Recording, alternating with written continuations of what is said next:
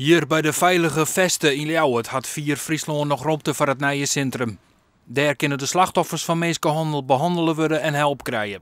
Het is een gebouw waar je op de begane grond behandelkamers krijgt, spreekkamers, waar mensen zitten te werken, maar waar we ook een grote ruimte zullen creëren waar slachtoffers onderwijs krijgen en kunnen volgen, maar waar ook de behandeling plaatsvindt.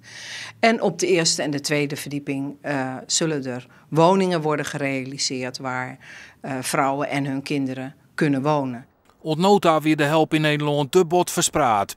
Zolang je in Nederland de hele opvang en behandeling versnippert over allerlei verschillende instellingen, krijg je dat niemand eigenlijk echt de goede expertise op kan bouwen. Door een redelijke omvang te hebben van de doelgroep ga je ook steeds meer leren. Je gaat er onderzoek naar doen, je gaat je dossiers analyseren en op die manier gaat kennis cumuleren.